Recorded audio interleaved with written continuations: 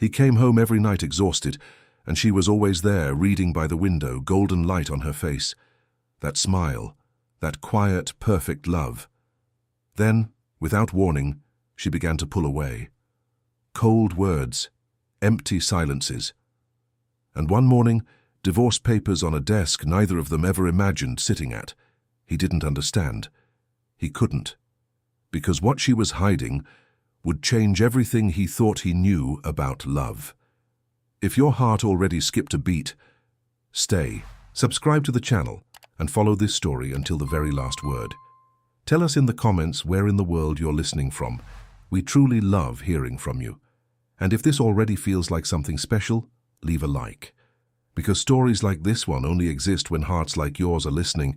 Now, let's begin. The bar was called 11. Wedged between a Thai place and a boutique hotel on West 23rd, it had no business being as good as it was. The lighting too amber, the music too knowing, the whole atmosphere humming with something just slightly unresolved. Jazz drifted through the room the way cigarette smoke used to, back when people still did that indoors. Unhurried, a little melancholy, like it wasn't trying to be heard. Daniel arrived at 9:14, which bothered him more than it should have. He was a man who ran on precision. First incision at 7, rounds by 9, phone on silent by 10. Lateness felt like a small failure, even on a Thursday, even at a bar he hadn't wanted to come to. Marcus had texted 3 times. Showing up was easier than the conversation that would follow if he didn't. He loosened his tie in the elevator, undid the top button before the doors opened. Marcus was already at the bar, leaning into whatever story he was telling with both elbows and a grin. Daniel made his way through the room, nodded at a face he half recognized from a cardiology conference 2 years ago, maybe 3, stepped around a waitress carrying something that smelled like burnt caramel and something citrusy underneath it, and then stopped, not because he meant to. She was sitting 2 stools from Marcus, slightly angled away from the group, one hand loose around a wine glass she clearly hadn't touched. Dark hair pulled back in a way that looked accidental but probably wasn't. A black dress that didn't try. She was staring somewhere across the room. Not at anything, he realized. Not people watching, not waiting for someone. Just thinking. Completely inside whatever it was. Unreachable in a room full of noise. He stood there a second too long. Marcus grabbed his arm. "You actually came. I owe Elena $5. Should I be offended by that?" "Probably." Marcus slid a glass toward him. "Whiskey, neat," he'd ordered for him, which meant he'd been expecting him after all. "That's Sophia, by the way. Works with Elena. And before you do whatever your face is currently doing, I'm not doing anything."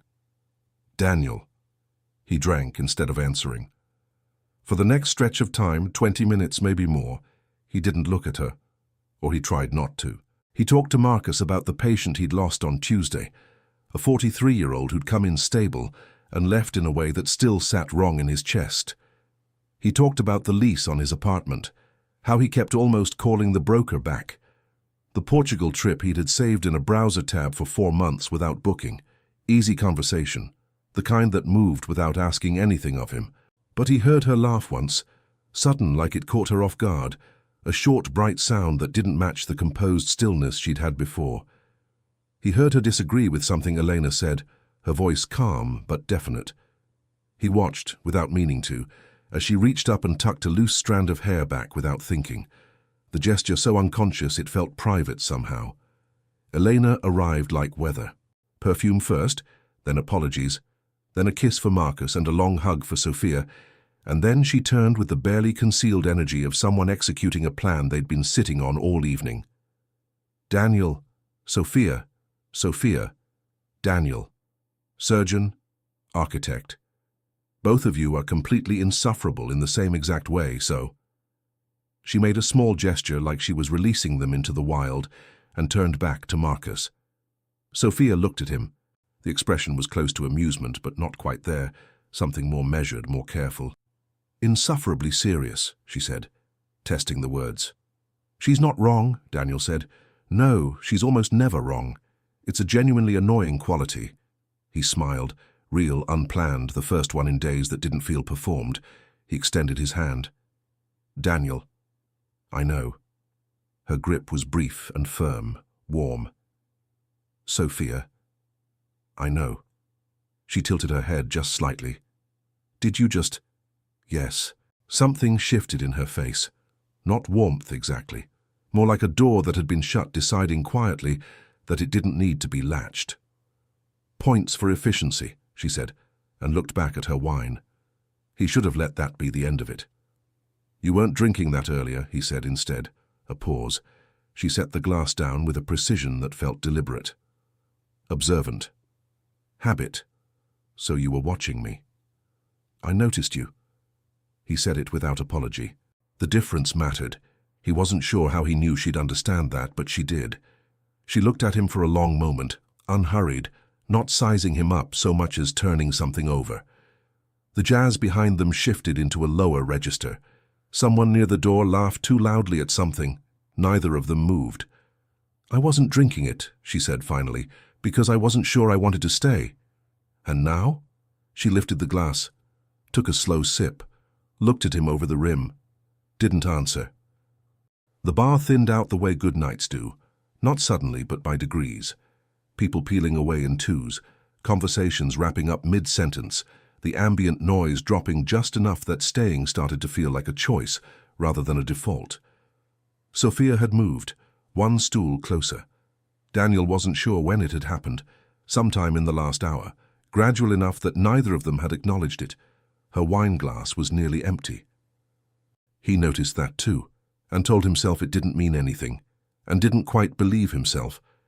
Marcus and Elena had drifted to a small table by the window at some point, folded into whatever ongoing conversation they seemed to carry everywhere with them, the kind that didn't have a beginning and didn't need one.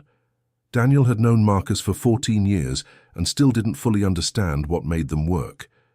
He'd stopped trying to figure it out around year 6. How long have you known them? Sophia asked. She wasn't looking at him. Her eyes were on the bar, on the watered-down remains of her first glass, but the question was pointed directly at him. He'd noticed that about her. She could be fully present without performing it. Marcus and I went to med school together. We dropped out of the same study group in the same week. Why? They spent 40 minutes debating Thai versus Italian before every session. I lost patience. And Marcus? He met Elena.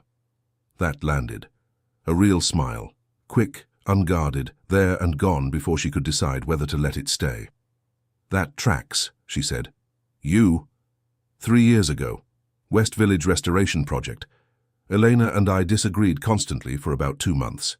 She turned her glass slowly. Then we decided it was less exhausting to just be friends. What were you disagreeing about?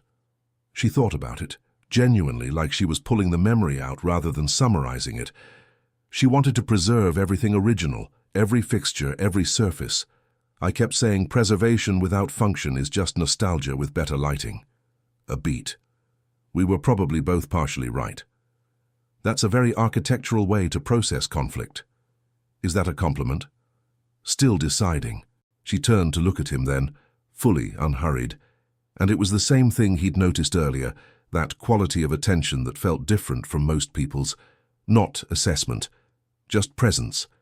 It made something in his chest do a thing he chose not to examine closely. The bartender materialized, nodded toward her glass. She shook her head, then stopped. Actually, same, please. A glance at Daniel. He lifted 2 fingers. It was a small thing, barely a decision. But it felt like something had been quietly agreed to that neither of them had put into words. Do you like it? She asked. Surgery. Not how did you get into medicine or isn't it stressful? The question people asked when they wanted to seem interested without risking a real answer. She'd gone straight past all of that. Some days, yes, completely. He turned the glass in his hand. The days when everything holds together the way it's supposed to, when 10 years of training actually does what it was supposed to do, those days feel close to something I can't name. He paused. Hadn't planned the next part. Other days it just feels like standing at the edge of something enormous and trying to look like you belong there. He heard himself say it and waited for the urge to walk it back. It didn't come. Sophia was quiet for a moment. Not filling the space, not reassuring him, just sitting with it. I know that, she said. Simple, not sympathy, more like confirmation. Architecture? You spend 2 years on something. You account for everything, light, circulation, how a person will feel standing in a particular room at a particular time of day. And then it gets built. A pause. And someone puts up a wall you never intended, or hangs something in the wrong place, and the thing shifts just slightly away from what it was in your head, and you have to figure out how to be okay with that version instead. That sounds like grief, Daniel said. She looked at him. Something crossed her face, not surprise, but the particular expression of hearing something said out loud that you've only ever thought alone at night. A little, she said quietly. Yeah. The new drinks arrived. Neither of them touched them right away. Outside the window, the street moved through its late-night rhythms, a cab hydroplaning through a shallow puddle, 2 guys from the Thai place laughing about something in the doorway, a woman being dragged to a full stop by a small dog with strong opinions about a particular square of sidewalk. Do you live close? Sophia asked. Chelsea. I can walk. He paused. You? Williamsburg. She said it like a mild inconvenience. I've been quietly doing the Uber math for the last 20 minutes. It's not midnight yet.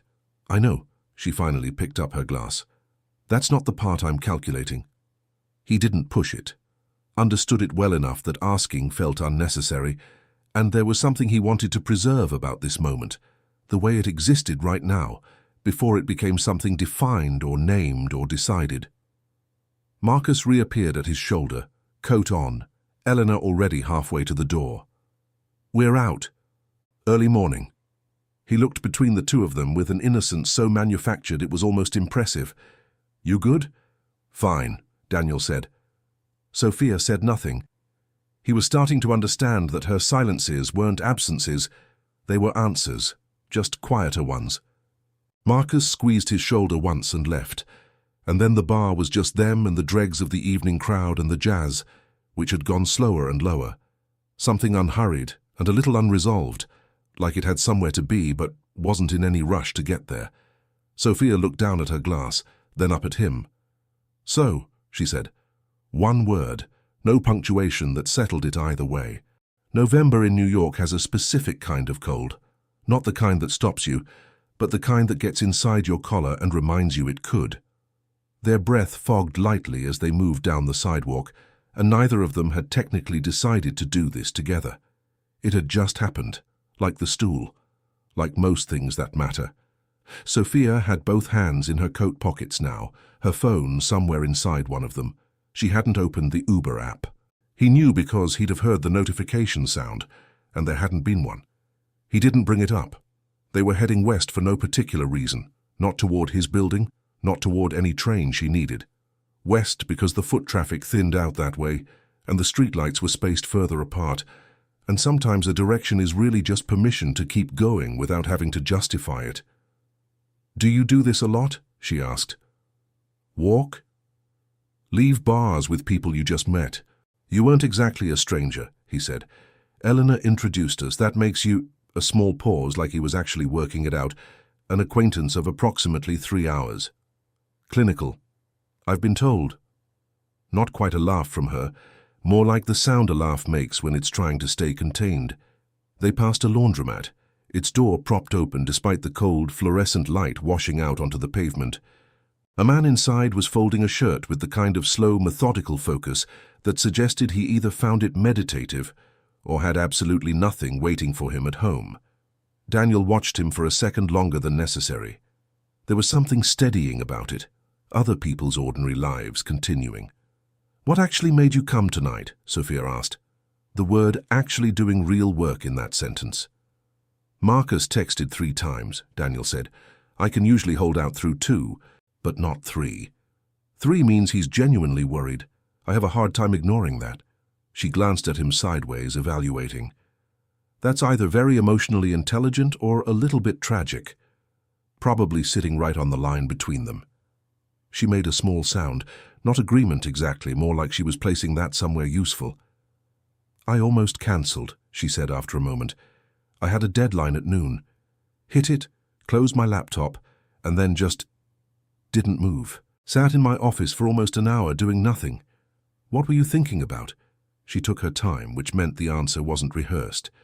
Whether I was tired or just hollow, they feel similar from the inside, but they're not the same thing at all. Daniel let that sit for a moment. A cab rolled past without its light on, purposeful and ignoring everything. Tired means sleep fixes it, he said. Hollow means sleep just delays it. She stopped. Not a dramatic stop. Just her feet deciding before the rest of her caught up. She was looking at him with something he couldn't fully name. Not surprise, not gratitude, something that lived between the two and was quieter than either. Yeah, she said, soft. Exactly that. They stood at the corner of 21st and 9th. The wind picked up briefly and caught the hem of her coat. She didn't reach for it. He noticed that, the way she just let the cold do what it wanted, and filed it away without knowing why. "Can I ask you something?" he said. "You've been asking me things since the bar. This one's different." She waited. Didn't fill the space with a sure or a go ahead. Just waited, which he appreciated more than he expected to. Earlier, the thing about letting go of the version that only existed in your head. He looked at her. "Were you actually talking about architecture?" The question landed and stayed there. She held his gaze up and a beat past the point where most people would have looked away or deflected with a half answer. "Mostly," she said. He let the word breathe. "There was someone," she said finally. Her voice didn't change, still even, still controlled, the tone of someone who's done enough work on a thing to discuss it without flinching. 2 years ago, I thought we were building something. Turns out we had completely different ideas about what the thing was supposed to be. She exhaled through her nose. No villain in the story, just wrong assumptions from the start. "Incompatible load-bearing structures," Daniel said. She turned to look at him fully. Something cracked open in her expression. A real laugh, unplanned and a little helpless, the kind that gets out before you can decide whether to let it. It changed her whole face. He felt it like something physical. "That's genuinely terrible," she said, still catching her breath from it. "I know, I don't know why I said it." "No, it's exactly right. That's exactly what it was." They started moving again, slower now. The city accommodated them the way it always does at this hour. Indifferent but not unkind. Traffic and strangers flowing around whatever was happening between them without comment. "You?" she asked eventually. Not elaborating. She didn't need to. 4 years ago, he said. "We wanted the same things, just not at the same time.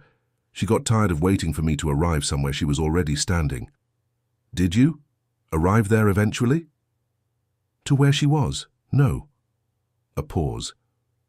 "To somewhere I actually wanted to be, still figuring that out." Sophia nodded. Didn't try to resolve it for him, didn't offer anything reassuring and hollow. Just walked beside him while he sat with his own answer, which was the right thing to do, and not everyone would have known that. Half a block passed in silence. Comfortable silence, the kind that means neither person feels the need to perform. They reached the corner where the subway entrance sat, green globe glowing. To get to it, she'd need to turn right. She didn't turn. He noticed, said nothing. The wind sharpened again as they stepped off the curb, and without deliberating it, or maybe deliberating it just enough not to stop, he placed his hand briefly at the small of her back, steering her around a jagged crack in the asphalt she hadn't seen. His hand was there for maybe 2 seconds, then gone. Her stride shifted. Just slightly. A fraction of a hesitation that wasn't quite a pause, but was something close to one. Neither of them said a word about it. Ahead, warm light leaked out from a coffee shop onto the wet sidewalk. The kind of place with steamed-up windows and mismatched chairs and a chalkboard menu that always had something crossed out. Sophia looked at it, then at him. "I could use coffee," she said. He understood that this was not, in any meaningful sense, about coffee. "Yeah," he said. "Same." The place was called Martyrs. Hand-painted letters above the door, slightly uneven, the kind of sign that suggests the person who made it cared more about getting it done than getting it perfect. Inside, It had the stubborn energy of somewhere that had simply outlasted everything around it. 3 waves of neighborhood money, 2 new condo buildings across the street, a juice bar that opened and closed in the same calendar year. The chairs didn't match. The glass pastry case held exactly 2 items, both of which had clearly peaked hours ago. Someone had added oat milk to the chalkboard menu in handwriting that belonged to a completely different era than the rest of it. A woman behind the counter looked up when they pushed through the door, took them in, went back to her book. The particular economy of someone who has watched enough late-night pairs walk in to have stopped forming opinions about them. They ordered without discussion. Sophia an Americano, Daniel an espresso, both of them apparently past the point of pretending the night had a natural conclusion approaching. He let her pick the table. She bypassed the one directly in the window, too visible, too much like sitting in a frame, and chose the one just beside it, where the glass had fogged at the corners, and the street outside was softened into amber smears. She unwound her scarf and draped it over the chair back, sat down like she'd decided to, not like she'd landed there, like she'd chosen it. He noticed that, the deliberateness of how she occupied a space. "Tell me something true," she said. Both hands wrapped around her cup before it had even arrived, like she was anticipating the warmth. He looked at her. "That's a heavy opening for Wednesday. It's past midnight." She held his gaze. "And I mean it." He could have deflected. He was good at deflecting, had refined it over years of hospital small talk and dinner parties, where no one actually wanted a real answer to anything. Instead, he heard himself say, "I haven't taken a full day off in 4 months, and I keep telling myself it's because the department needs me, but honestly, I think I just don't know what I'd do with myself if I stopped." Sophia was quiet for a beat. "That's actually true," she said, slightly surprised like she'd been bracing for something easier. "You asked." "I did." She turned her cup on the table, slow, half-rotation. "I do the same thing. Different shape, same problem. I take every project that comes in, back to back, no breathing room between them. My business partner has been telling me for a year that I'm avoiding something." She paused. "I keep telling him he projects." "Does he?" She looked out the window, not evasively, more like she needed a second of sidewalk to think honestly. "Probably not as much as I'd like," she said. The drinks arrived. His espresso was sharper and better than it had any right to be at this hour, in a place like this. He said so out loud, mostly to himself. "Marta knows what she's doing," the woman behind the counter said, without lifting her eyes from the page. Sophia laughed, quiet, genuine. Daniel watched it happen, the way her expression opened up and stored it somewhere without making a decision to. "What would you actually do," she asked, "if you stopped? Stopped working? Stopped running? From whatever?" He sat with that. Outside, a cluster of people moved past on the sidewalk. Loud, somebody's birthday probably, one of them wearing a jacket that made no sense for November. The noise swelled and receded like a wave. "I genuinely don't know," he said. "The career, the hours, the whole structure of it." It became the answer before I'd finished working out what I was even asking. "I'm not sure I remember what I wanted before I wanted this." That's a strange thing to admit to someone you met at a bar 3 hours ago. "You asked for something true." "I did," she said. Quieter this time. Something in her face had shifted. The measured quality from earlier, giving way to something less defended, not dramatically, just by a degree or two. Enough to notice. "I used to paint," she said then. No preamble, no transition, just dropped it into the space between them. He waited, said nothing. "Before architecture school, through most of my 20s, oils mostly. I don't know if I was actually good. I thought I was, which is different, but I was serious about it." She was tracing something on the table with one fingertip, a small, unconscious shape. "Around year 3 of the firm I just stopped. Tired, busy. My apartment faced north and the light was wrong." A shrug. The kind that had been practiced into looking casual and hadn't quite gotten there. "All the canvases are in a storage unit in Greenpoint. I'm still paying for it." "When did you last go?" "I haven't." "Since you moved them there?" Since I moved them there. Why not? She looked at him steadily. Because I think they might be better than anything I've made since. And I'm not sure I'm ready to know that. It landed without softening. He didn't try to sand the edges off it or offer her something consoling and hollow. Just let it be the true thing it was.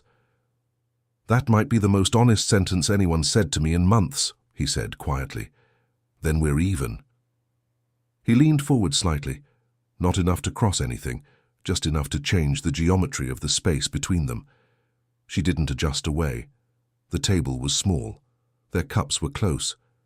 The window behind her had gone fully opaque with condensation now. The street outside dissolved into blurred, warm shapes, and it felt oddly like the rest of the city had just receded, politely, given them the room. "Why did you stay?" he asked. "At the bar. You said you weren't sure you wanted to be there." She took her time, long enough that he thought she might find a sideways answer, something true, but smaller. She didn't. "Because you said I noticed you," she said. "Not I was watching you, it bothered me, I kept turning it over." "And?" The corner of her mouth shifted, not quite a smile, the thing that happens just before one, when someone is still deciding.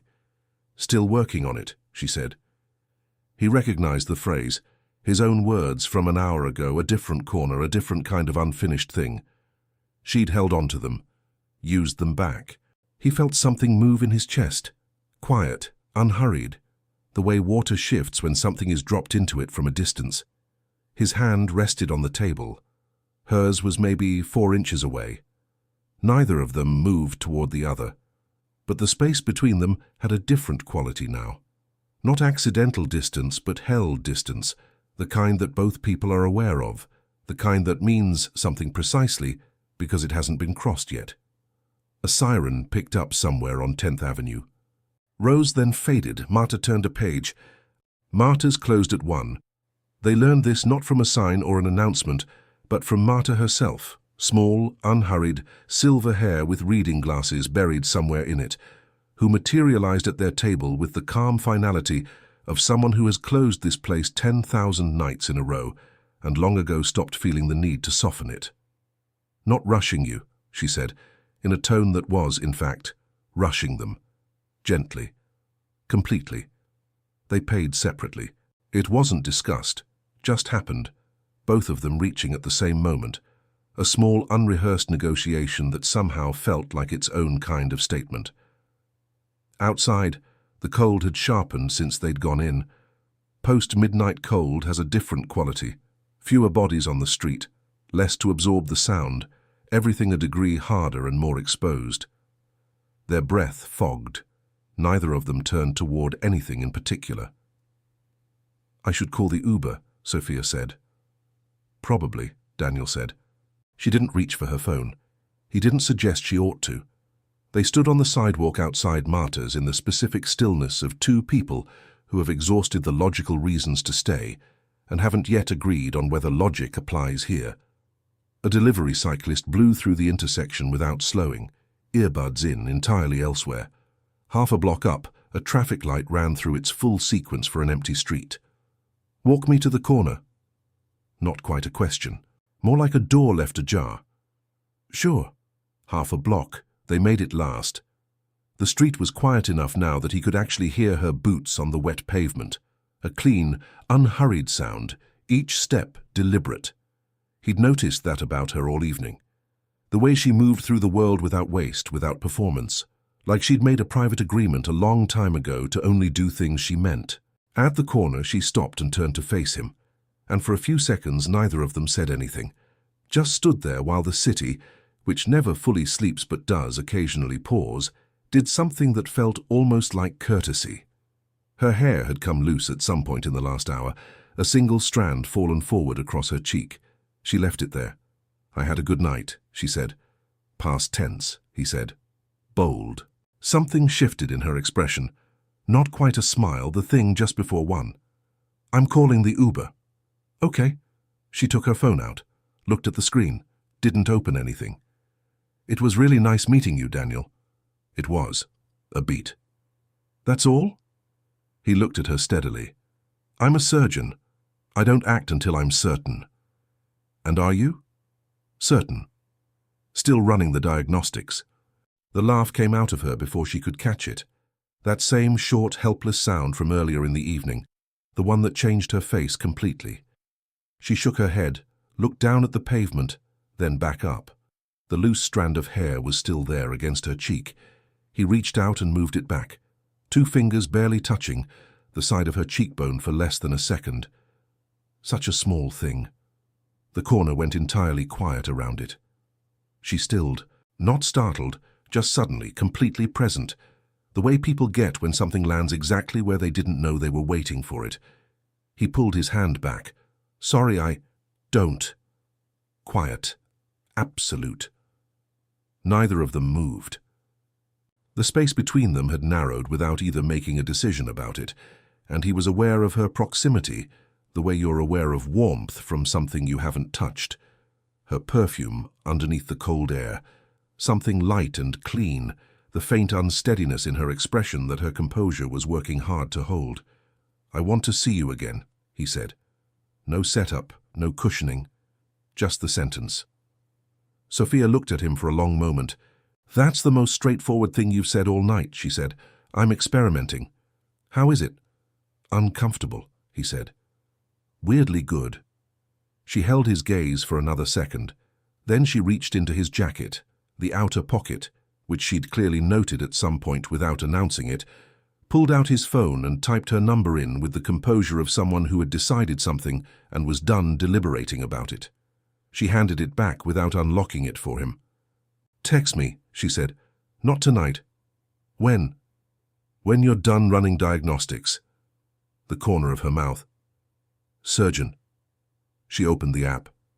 He watched her navigate the pickup pin, watched the small crease form between her brows as the map loaded slowly, and felt something in his chest do a thing he hadn't felt in long enough that he'd almost stopped expecting it. Not quite happiness. More like the sensation of a window being opened in a room that had been closed a long time. The air pressure changing. Something moving again. 4 minutes, the app said. She looked up. You don't need to wait. I know. He stayed anyway.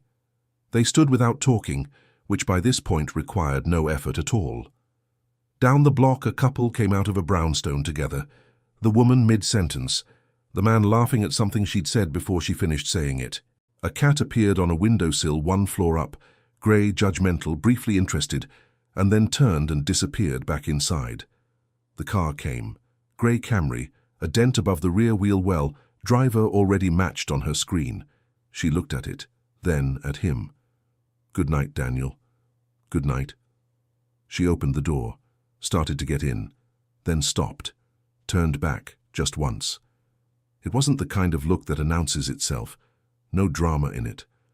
Just her eyes finding his for 1 more second, carrying something she hadn't said and didn't need to. The kind of look that means I'll think about this on the drive home without requiring the words. The door closed. The Camry pulled away, taillights bleeding red across the wet asphalt, and then it turned the corner and was gone.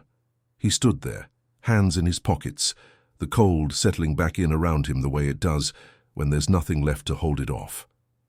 Then he started walking. He didn't check his phone. Her number was in it, and that felt sufficient, like a key you don't need to use tonight to be glad you have.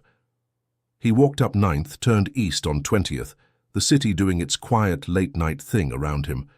Somewhere on that block, under the orange wash of a streetlight, he found himself thinking about Greenpoint, a storage unit, canvases stacked against a wall in the dark, unseen for years, accumulating the particular silence of things that were set down and not returned to. He was still thinking about it when he got home. He waited 2 days. Not strategy. He'd never had the patience for that particular game, the calculated pause, the withheld reply, the whole exhausting performance of seeming less interested than you are.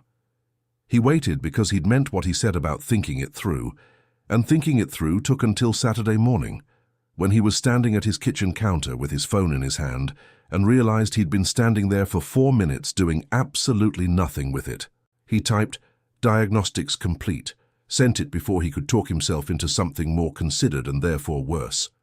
He put the phone face down, picked it up twice.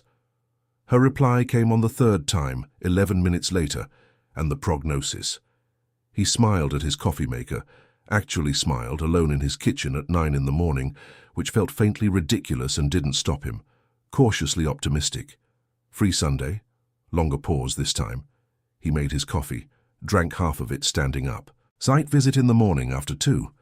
Works. There's a place in the West Village, Claudette, you know it? He didn't. He looked it up as soon as they stopped texting, stood in his kitchen reading the menu on his phone with the focused attention he normally brought to pre-op notes. He recognized what that meant about where his head was and chose not to press on it. Claudette was the kind of place that had figured out restraint and stuck with it, warm without being dark, quiet without feeling empty. Small tables, flowers that didn't overdo it, a handwritten wine list on the wall that assumed a certain level of knowledge without being smug about it. He arrived at 1:57. Sophia was already there. She was wearing a camel coat over something dark green, her hair loose this time, falling around her shoulders in a way that was different enough from Thursday night to register as its own thing. She was looking at her phone when he walked in, but glanced up before he'd covered half the distance to the table, caught him in her periphery without appearing to look for him. "You're early," she said. "You're earlier." Site visit was close by. She set her phone down. "Also, I'm always early. It's a problem. Early is a problem.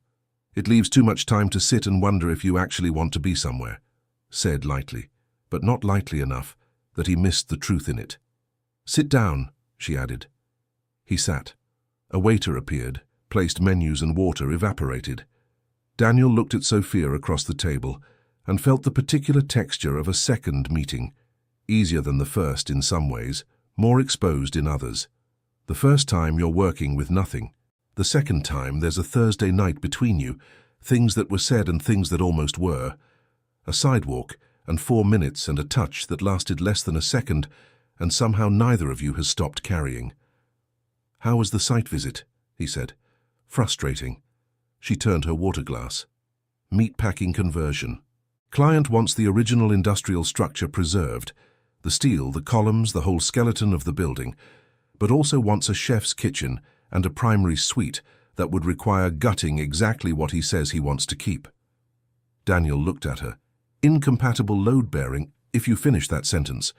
"I wasn't going to." "You absolutely were." He held up his hands. She shook her head, but the almost smile was there, the one that arrived before she decided whether to let it fully land.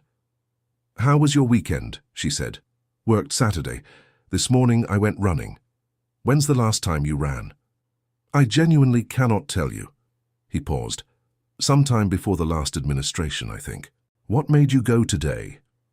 He considered the real answer, that he'd woken up with a restlessness that felt different from the usual kind, less like depletion and more like something had been restarted that he'd stopped noticing was off. "Needed somewhere to put some energy," he said. "Didn't know what else to do with it." Sophia looked at him in that way she had, attentive, unhurried, like she was actually listening rather than waiting for her turn. Then, "I drove to Greenpoint this morning." He went still. "The storage unit?" Drove past it. A beat. Parked outside for a while. Didn't go in. Got a coffee down the block and then went home. "That's not nothing." "Isn't it?" "You drove there, Sophia." She looked down at the menu, not reading it. "Yeah," she said quietly. "I did." The waiter returned. She ordered without the menu, which he'd expected by now. She'd clearly read it before he arrived, probably while sitting there deciding whether she wanted to be somewhere. He ordered the same. Then they were alone again in the particular hush of a Sunday lunch crowd that had mostly cleared out, winter light coming through the windows at a low, amber-edged angle that made the whole room feel like the inside of something warm. "Can I ask you something?" Sophia said. "You're going to regardless?" "Fair." She looked at him directly. "The woman. 4 years ago. I don't want the whole story. Just what actually ended it. The moment. Not why it ended. What ended it." He registered the precision of that and understood she wasn't asking for context or narrative. She was asking for the specific thing. He turned his wine glass. She asked me if I could picture our life in 10 years. Pause. I could. That wasn't the problem. The problem was that when I pictured it, something in me went very quiet, like a room where someone just turned off the heat. And she saw it happen. She was perceptive. She always... He stopped, adjusted. She said she'd rather know then than later. She was right. Sophia sat with that for a moment. That's a painful kind of decency, she said, from both of you. Yeah. Why are you telling me that version? Because you asked for it. Most people don't actually tell the real version when asked. I know, he said. I'm aware it's a problem. She laughed, short, real, slightly surprised. Then, I'm trying to work out what kind of person you are. And... She didn't answer right away. Instead, she moved her hand across the tablecloth, not reaching for his, not quite, just resting her fingers near his, close enough that he could feel the warmth of it without contact. An inch, maybe slightly less. Still collecting data, she said. He looked down at her hand, then at her face. That's my line. I know. A quiet beat. It's a good one. Outside on the windowsill, a pigeon landed, conducted a brief and apparently inconclusive assessment of the situation, and left. The afternoon light moved a fraction. Neither of them moved their hands. The third time they saw each other, nobody used the word date. It started with a photo. Thursday afternoon, Sophia's name on his screen, no caption. Just an image of a storage unit door pulled halfway up, darkness beyond it. The fluorescent light of the corridor cutting a pale stripe across the concrete floor. He was in the hospital break room, still in scrubs, a coffee gone cold in his other hand. He stared at it longer than the image required. You went in. 3 dots appeared, disappeared, then, working up to it. Free Saturday. Greenpoint at 11 on a Saturday had a particular quality. Unhurried, slightly unfinished, the neighborhood still deciding what it wanted to be. Daniel got there first and waited near the entrance of the storage facility, which was exactly as depressing as those places always are. Fluorescent tubes, concrete, the faint institutional smell of dust and sealed air, and things that had stopped being used. Sophia arrived 7 minutes later, keys already out, a coffee cup in her other hand. She didn't say good morning, just nodded once, like they'd agreed to meet here and small talk would cost something, and led him down the corridor to her unit. The padlock was stiff. She worked at it for a moment, shifting her grip, and he resisted the reflex to offer help because she clearly didn't want it. The lock gave on her third attempt. She grabbed the bottom of the rolling door and pulled. They stood in the opening and looked. Canvases everywhere, stacked along both walls and across the back in loose, uneven rows, some wrapped in brown paper that had gone slightly soft at the corners, most bare. A folding easel propped flat in one corner, a plastic tackle box that had to be paint supplies, 2 floor lamps shadeless, a rug rolled up and tied with twine, the specific archaeology of a life that got set down midway and never retrieved. Sophia didn't move, just stood there with her coffee going cold looking at all of it. Okay, she said, barely audible, not to him, to herself, or to the room, some private reckoning she was having in semi-public. He stayed quiet, kept his hands in his pockets. She stepped inside, crouched down in front of the nearest stack and turned the top canvas toward the light from the corridor, a New York cityscape, aerial, oils applied with a looseness that somehow sharpened rather than blurred the thing. The sky was extraordinary, late afternoon rendered in amber and deep violet, buildings going incandescent at their edges like they were burning from inside. He looked at it. Sophia, don't. I haven't said anything. You were going to say something nice, and I need another minute before I can hear that. She turned the next canvas without waiting. A woman from behind, standing at a kitchen window, light falling across her shoulders, smaller, quieter, but with the same quality. The feeling that whoever painted it had refused to look away from the thing until it gave up its actual nature. I forgot. She stopped. He waited. I forgot how much I understood this. A beat. That sounds like a terrible thing to say. No, it doesn't. It sounds... It sounds accurate, he said. Just say what you meant. She looked up at him over her shoulder, and her expression was the least managed he'd seen it, something unresolved in it, old and new at the same time, still finding its footing. He crouched beside her. Their shoulders were close enough that he could feel the cold coming off her coat. The light in this one, he said, nodding at the cityscape. How? Something shifted in her voice when she answered.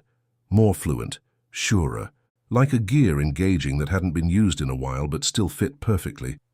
Layering, you start with the dark, build the mid-tones through it, and then drag the bright through at the end. You can't go fast or it turns to mud. The whole thing depends on patience. That's surgery, he said. She turned to look at him. The space between their faces was smaller than it had been a moment ago. The crouched position, the shared looking, the small room contracting around them. He didn't move back. Neither did she. Maybe, she said, not deflecting, actually considering it. They were in there for 2 hours. He watched her go through canvas after canvas, the way her face moved through recognition, embarrassment, something that gradually, unevenly, started to look like retrieval. She narrated without meaning to. This one I did over 3 nights. I was angry about something. You can feel it in the brushwork. This one I abandoned twice, and then finished in one sitting because I gave up trying to control it. At some point she started handing canvases to him while she reorganized the stacks, and without discussing it, they fell into a rhythm. Him holding, her sorting, occasional questions from him that she answered without looking up, occasional silences that neither of them worked to fill. It had the ease of doing something next to someone, not performing company, just occupying the same task. When they finally stepped back into the corridor, she pulled the door down and clicked the padlock shut, left her hand on it for a second. Thank you for coming, she said. I wanted to. I know. She turned around. But I wouldn't have gone in without someone here. I would have sat outside in the car and then driven home and told myself I'd come back.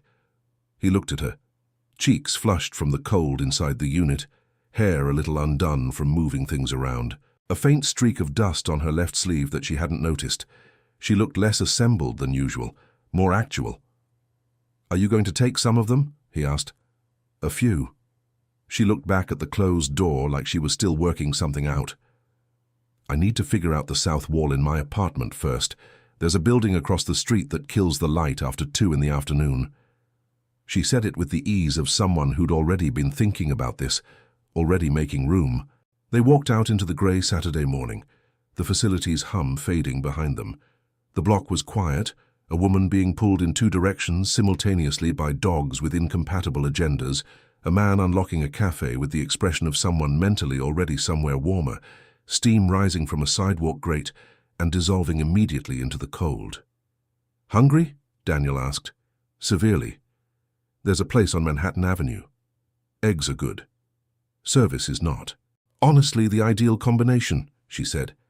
He reached for her hand, didn't think about it first, or thought about it for exactly 1 second, and decided a second was sufficient.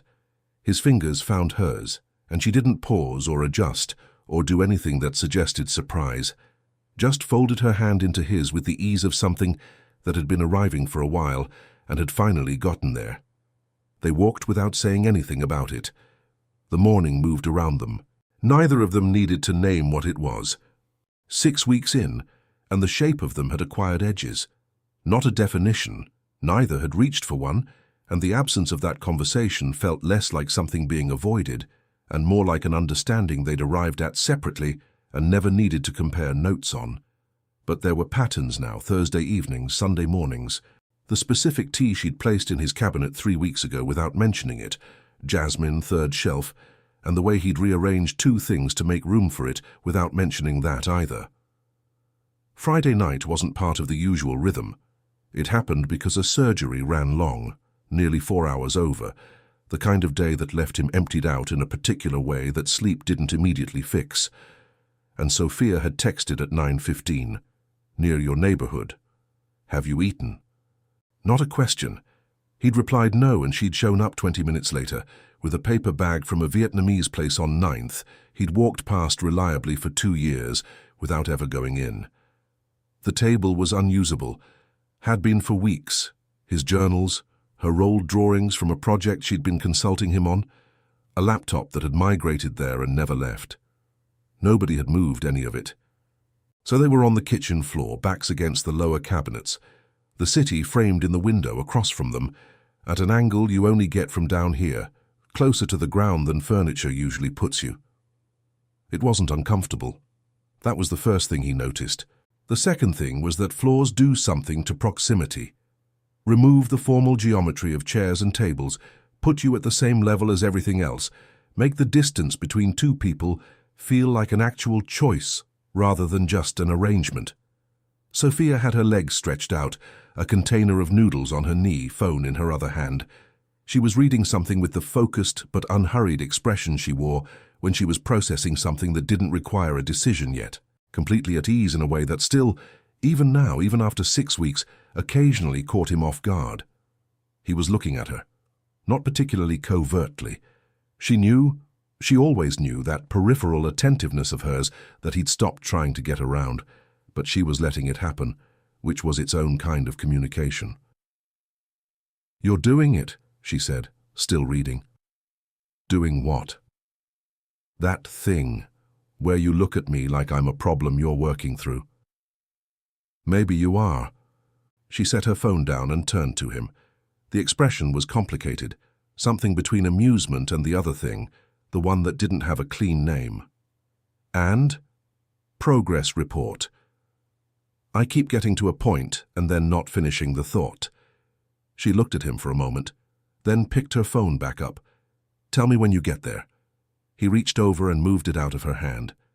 Gently, set it on the floor beside him. She let him. That was the part. Sophia didn't let things happen to her. She decided to allow them, which was different, and she'd decided to allow this.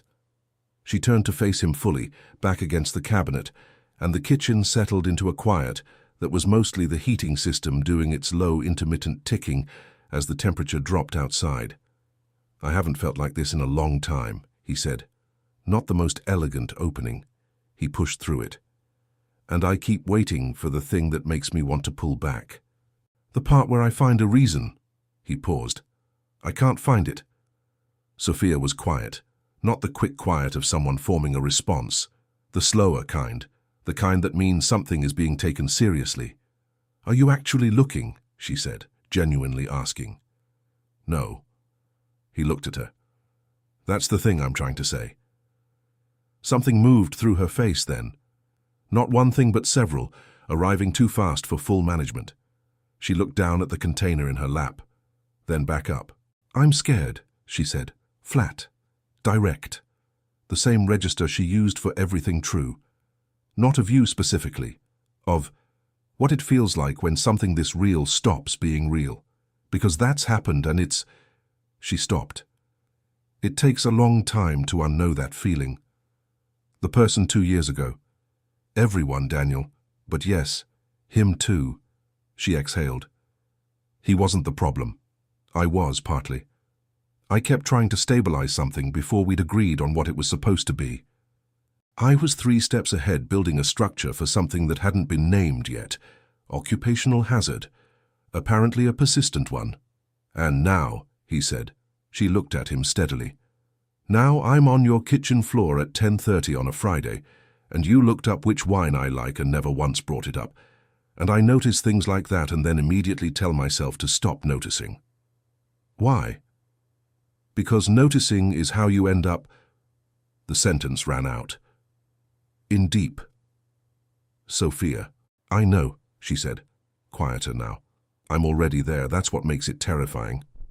He set his container down, moved closer, not a dramatic shift, just closed what remained of the space between them until their shoulders were pressed together and he could feel the specific warmth of her through both their layers. She didn't adjust. He felt her take a breath and release it, slow, deliberate, the kind of exhale that's about making a decision rather than just breathing. "I looked up the wine because I was paying attention," he said. "That's what I do with things that matter." She turned her head. Their faces were close, closer than they'd been in this particular way, without urgency behind it, just proximity and the particular quality of really being seen. He'd learned her face over 6 weeks, in the way you learn something you keep returning to. The slight asymmetry of her left brow, the way her jaw tightened when she was working something out, the small scar at her chin from a bike incident she'd referenced exactly once and never elaborated on. Daniel. Low. Something precarious at the edges of it. Yeah. Stop being... She didn't finish. What? She closed the distance herself. Her hand came up to the side of his face, not rushed, not tentative, just placed there with the same deliberateness she brought to everything that mattered to her, and she kissed him the way the entire evening had been quietly heading, without either of them directing it, unhurried, certain. The kind of kiss that isn't a question because it already knows. He kissed her back, with everything he'd been circling for 6 weeks. When they finally separated, the city outside went on doing its lit-up indifferent thing. The heat ticked. Her hand was still resting against his jaw, and she was looking at him with an expression he couldn't name precisely but understood without needing to. "Okay," she said, "okay." She picked her noodles back up. He picked his up. They sat there on the kitchen floor with their shoulders touching, the night outside the window doing what nights do, and neither of them said anything else for a while. It was enough. More than. The first real fight happened on a Tuesday, which felt appropriately unglamorous.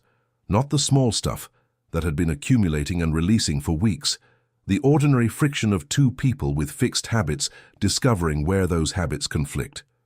He kept the apartment at 68, she wanted 72, and the thermostat had become a kind of silent ongoing vote neither of them acknowledged. She moved things on his desk, not randomly, with clear organizational logic, which almost made it worse, and he held his tongue for 3 days, and then didn't, and the conversation that followed was sharper than the subject warranted. Those were the expected collisions, the cost of admission. Tuesday was different. He'd been called into emergency surgery at 6 in the morning. A rupture, no warning, the kind of case that swallowed the entire day whole. By the time he was out, degloved, standing in the corridor with the specific emptiness of someone who has been running on adrenaline for 14 hours and just stopped, it was past 9 at night. His phone had 3 texts from Sophia. The first was measured, still on for dinner. The second was less so. The third was just a period. In her particular lexicon, a period standing alone meant a door had been closed. He called from the parking garage, coat on, the overhead fluorescents doing their unflattering work on every surface, including him. She picked up on the third ring. "It's fine." "It's not, though." "I handled it. Texted Marcus, told him you got pulled in. It's fine." "Sophia." "Daniel." Not raised, just sealed, the vocal equivalent of a window locking from the inside. He drove to her apartment. Didn't text ahead, which he understood even as he was doing it was a miscalculation. She valued that small notice, the courtesy of not being arrived at unannounced. But the garage had been cold, and he was tired in the particular boneless way that follows a long surgery, and he didn't have the bandwidth to manage it through text, which would have required care and precision he couldn't locate at that hour. She buzzed him up without saying anything. Her apartment caught him first. Warm, the specific warmth of somewhere that had been lived in all day, garlic and white wine coming from the stove, a half-full glass of red on the counter. She was in socks and an oversized sweater he recognized, hair pulled up, and she had the contained look of someone who had already done most of the feeling and was now in the quieter territory that comes after. Not cold, just finished. "You didn't have to come," she said. "I wanted to." "I mean, you could have just called from wherever you were." "I did call. I meant instead of..." She gestured once, vaguely, at his whole presence standing in her hallway with his coat still on. He stayed near the door, deliberately. Moving deeper into her apartment without some signal felt wrong, and he'd already gotten one thing wrong tonight. "I'm sorry about dinner. I couldn't get to my phone for most of the day." "I know that." She set down the wooden spoon she'd been holding. Set it down carefully, which told him something. That's not what it's about. Then what is it about? She leaned back against the counter, not arms crossed. He'd learned to read that difference. She wasn't performing a posture at him, just leaning, contained, looking at him with the even steadiness she brought to difficult things. I texted Marcus, made the excuse, smoothed it over, and while I was doing it, I realized I've been doing that. Small adjustments. Working around your schedule, your calls, the shape of your life, and I don't resent it. That's not... She paused. But I haven't said anything, which means I've been storing it instead. Why didn't you say something sooner?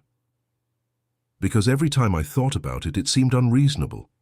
Her voice had an edge she wasn't trying to sand off. You're a surgeon. You get called in. What exactly was I going to say? What you're saying right now, Daniel said. This.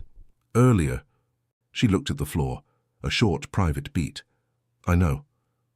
That's what I need from you. Not the version you've already edited down until it sounds manageable. The actual, I'm not good at that. Sharp. Then, a second later, quieter. I know I'm not good at that. He came into the kitchen properly then, coat off, draped over the chair. He moved to stand near her, close enough that the conversation couldn't stay abstract, far enough that it wasn't pressure. She held her ground. Didn't come toward him, didn't retreat. Just watched him with those steady dark eyes and waited to see what he'd do with the space. I don't want you adjusting around me, he said. I want to know when something's wrong. And if what's wrong isn't fixable? If it's just the structure of how your life works? Then we talk about the structure, together. But I can't do anything with information I don't have, Sophia. Something moved through her face, not collapse. More like the specific expression of a wall that is taking real weight and is deciding right now whether to redistribute or give. I edit, she said, because I spent a long time being the person who wanted too much, who named things too early and pushed too hard, and she stopped. It's not a pattern I'm proud of, I overcorrected. The stove simmered. 7 floors below, the city moved through its Tuesday night rhythms, indifferent and continuous. You're not asking for too much, he said. You're asking for nothing, that's not better. She looked at him for a long time. He could see her working through something, the internal deliberation she did when she was deciding how far to open a door she'd been keeping at a specific angle. He'd gotten better at recognizing it, better at not filling the silence while she did it. I don't know how to be in this without waiting for it to fall apart, she said finally. Not self-pity, just fact, delivered with the same plainness she used for everything she actually meant. I don't know how to turn that off. Neither do I, he said. He reached out and moved a strand of hair from her face, unhurried, the same gesture from the first night on that corner, and she stilled in the same way she had then, that quality of complete attention she gave to things that reached her. I'm not asking you to, she exhaled, the kind that takes something with it.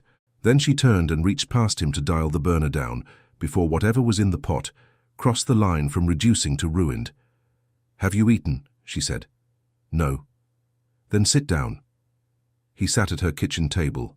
She cooked. The apartment held them both, the warm smell of it, the quiet, the specific quality of 2 people who have just said hard things and are now choosing to stay in the same room anyway, which is its own kind of answer. Not everything got resolved. Some of what was said would need more time, more nights like this one. The slow, unglamorous work of 2 people learning to stay rather than just wanting to. But the thing that had closed earlier was open again. Not all the way. Enough. 3 months in, Sophia started painting again. Not the old canvases. Those had been coming home slowly, 3 or 4 at a time in the back of a friend's borrowed Subaru, each trip adding to the row she'd been building against the south wall of her living room. The wall she'd been measuring light on for weeks before she'd admitted to herself what she was actually planning. The new work was something else entirely. Smaller, looser. She called them studies, which Daniel understood was her way of building a door she could walk back through without the word failure waiting on the other side if something went wrong. They weren't studies. He kept that to himself. She'd claimed a corner of the living room, drop cloth on the floor, the folding easel from Greenpoint, a lamp she'd spent the better part of 40 minutes repositioning the first night until the angle was right. He'd watched her do it from the couch with a journal across his knees that he never opened. She had a particular quality when she worked, focused, slightly elsewhere, like a frequency he couldn't quite tune into. And he'd learned that the right move was to be present without making demands on the attention she was using for something else. That had taken longer to learn than he'd expected. A Saturday in February. Outside the windows, the sky was doing the specific thing New York skies do in February. That flat, unconvincing grey, not dramatic enough to be atmospheric, just the city waiting for the month to end. She was at the easel. He was at the kitchen table with a patient file and a coffee that had stopped being worth drinking 20 minutes ago. The quiet scatter of her phone's music in the background. At some point he looked up and she was watching him. Brush in hand, not painting. Just looking. "What?" he said. "Nothing." She tilted her head slightly. "You make a decent subject." "You're painting me?" "I'm considering it." She turned back to the canvas. "You can stop making that face." "I'm not making a face.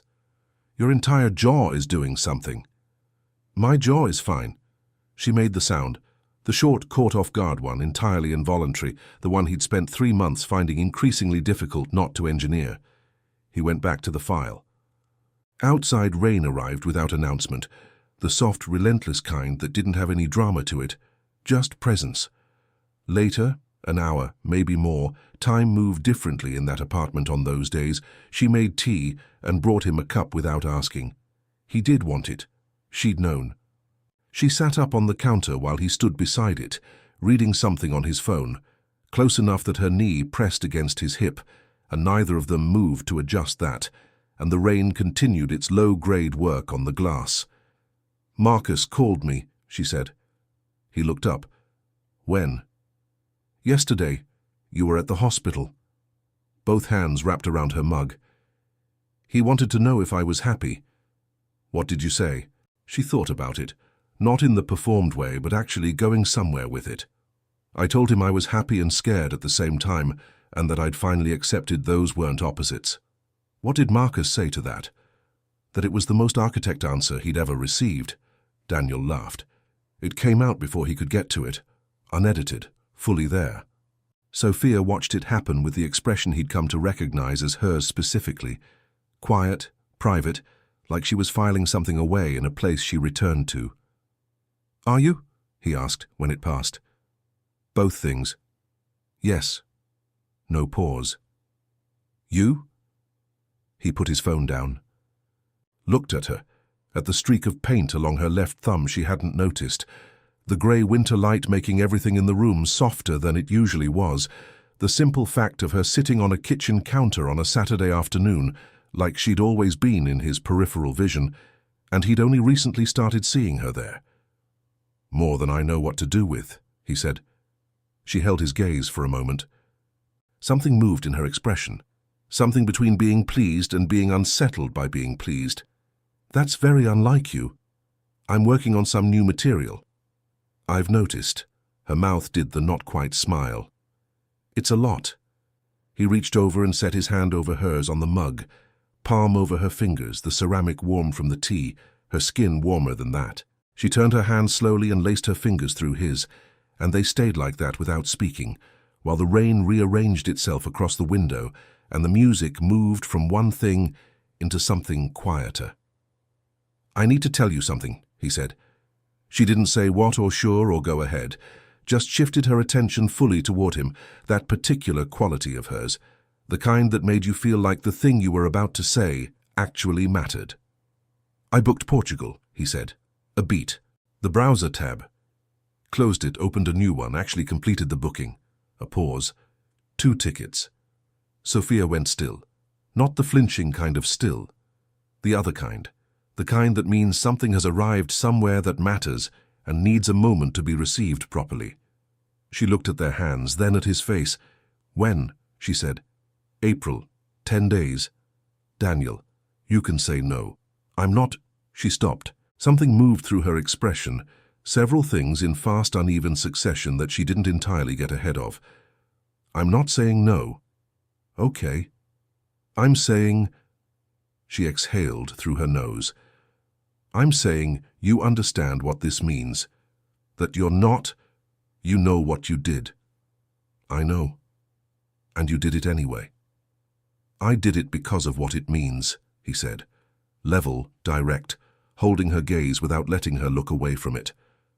That's the whole point. The rain outside suddenly thickened, one of those brief escalations, the city louder for 30 seconds, and then receded back into its quiet.